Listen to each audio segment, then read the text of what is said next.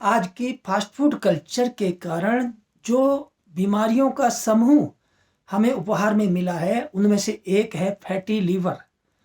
Fast food का इतना चमत्कारिक असर है कि इन दिनों 20 साल के युवाओं का लीवर भी फैटी बना हुआ है।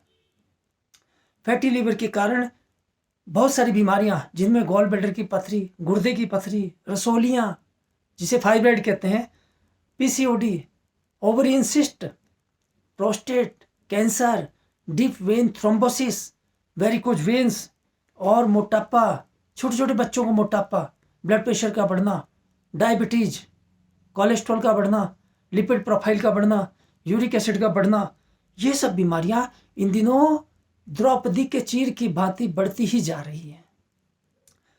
छोटे छोटे बच्चों को भी गॉल ब्लैडर की पथरी और गुर्दों की पथरी की सर्जरी करानी पड़ रही है।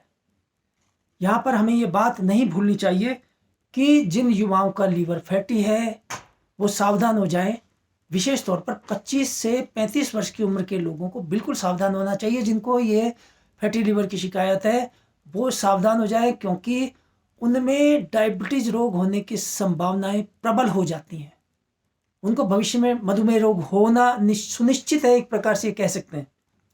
100 साल पहले हकीम साहब भी एक बात बोल कर गए। उन्होंने कहा, जिगर के बल पे है इंसान जीता, जोफे जिगर है तो खा पपीता। यानी इंसान जिगर के बल पर ही, लीवर के बल पर ही इंसान जी रहा है।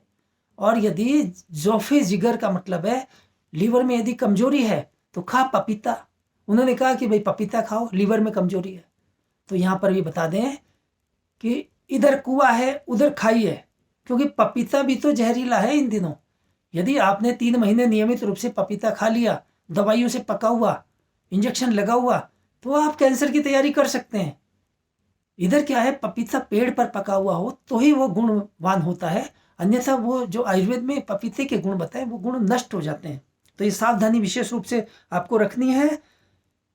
फिर आगे कहा, हकीम साहब ने कहा, जिगर में हो अगर गर्मी का एहसास तो मुरब्बा आंवला खा अनन्नास। गर्मी को कह सकते हैं फैटी लीवर ही एक प्रकार से। लीवर में गर्मी हो गई। पहले पुराने लोग फैटी लीवर शब्द तो अब आया है पिछले 20 साल में।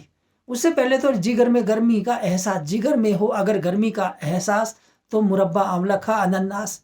तो ये कहा कि फैटी लीवर है तो आंवले का मुरब्बा खाइए। अब आंवले का मुरब्बा कैसे खाना है? आंवला इसके लिए अमृत माना गया है, फैटी लीवर के लिए। आंवला हम खाते नहीं है, आंवला हम बिल्कुल भूल गए। हमें बाकी सब पता है, pizza, pasta, hot dog, burger, momos सबके नाम पता है, बच्चे बच्चे को पता है। लेकिन क्या मजाल है कि कोई आंवले का मुरब्बा खाए, आंवले का जूस पिए, आंवले का पाउडर का सेवन करें? नहीं नहीं, ये सब तो हमारी कल्पना से भी परे हैं ये बातें। जो नित आंवला खाते है, प्रातः पियत है पानी, कबहू ना मिली है बैद राज सो, कबहू ना जात जवानी। जो रोज आंवला खाता है और सवेरे उठ करके पानी पीता है, उसको कभी डॉक्टर वैद्यों की जरूरत नहीं रहती और उसकी जवानी कभी नहीं जाती। यानी हमेशा चिर युवा बना रहता है, बुढ़ापे में भी जवान बना रहेगा। इतनी सही बात बुजुर्गों ने कही है। तो कहा है कि आंवले का मुरब्बा खाइए। मुरब्बा कैसे खाना है? चाशनी धो करके खाइए। पुराने राजवैद्यों के टाइम में क्या होता था, आंवले के मुरब्बे की चाशनी धो करके उस पर चांदी का बर्क चढ़ा करके फिर खाते थे। अद्भुत रिजल्ट मिलते थे, क्योंकि चांदी का बर्क जवानी को स्थिर करने के लिए बेहतरीन माना गया है। शास्त्रों में लिखा है, वयसः स्थापनम परम रुच्यम तिक्तम कषायामलम स्वादु पाक रसम सरम, वयस्य स्थापनम सिंगनम लेखनम वात पित्त जित। वयस्य उम्र को रोक देता है, बढ़ती उम्र थमसी जाए।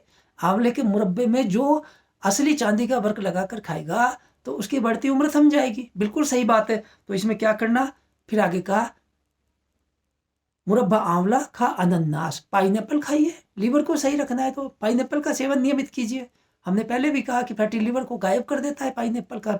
यदि आप नियमित रूप से 1-2 स्लाइस पाइनएप्पल के खाते हैं, आप इसके चमत्कार के लाभ ले सकते हैं। अब संक्षेप में हम बता दें कि हमें किन चीज़ों को ना कहना है। सबसे पहले हम फास्ट फूड बता चुके हैं। तो हमें क्या है कि जिनको फैटी लीवर हो गया उनको इन चीज़ों का बिल्कुल निषेध कर देना चाहिए। कम से कम 1-2 महीने निरंतर इनका निषेध रखें, चमत्कारिक लाभ मिलेंगे। दवाइयों के चक्कर में नहीं पड़ना चाहिए। आहार ही महान औषधि है। आहारो महाभैषज्यम, आचार्य काश्यप लिख कर गए हैं। आहार से बड़ी कोई दवा नहीं है। आप आहार को दवा की तरह सेवन करें, तभी आपको आपका स्वास्थ्य ठीक रह सकता है। आपको क्या सेवन नहीं करना है? चाय, कॉफ़ी, दूध, दही, दूध और दूध दही से बनने वाली चीज़ें बिल्कुल निषेध हैं। हाँ, छाछ पी सकते हैं। आलू निषेध है। रात्रि भोजन, नमक बिल्कुल निषेध है। सेंधा नमक ले सकते हैं।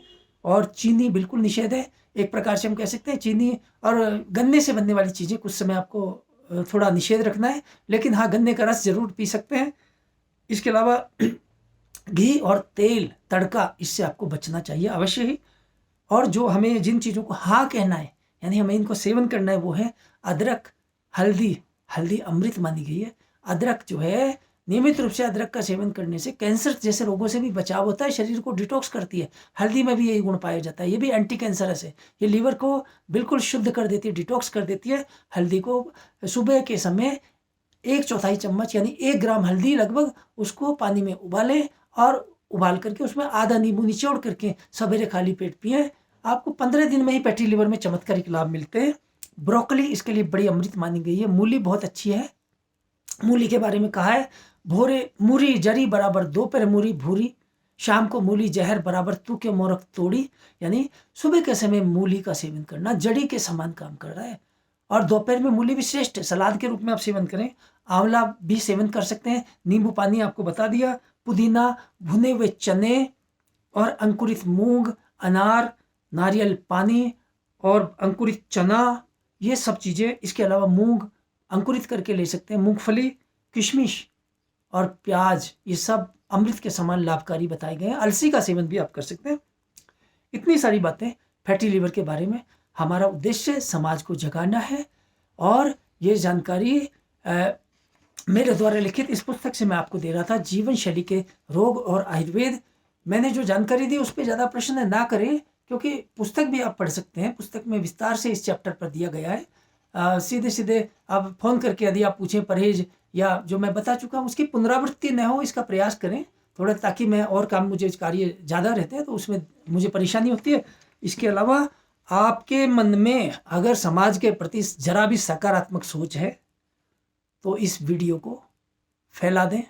जय धन्वंतरी, जय आयुर्वेद।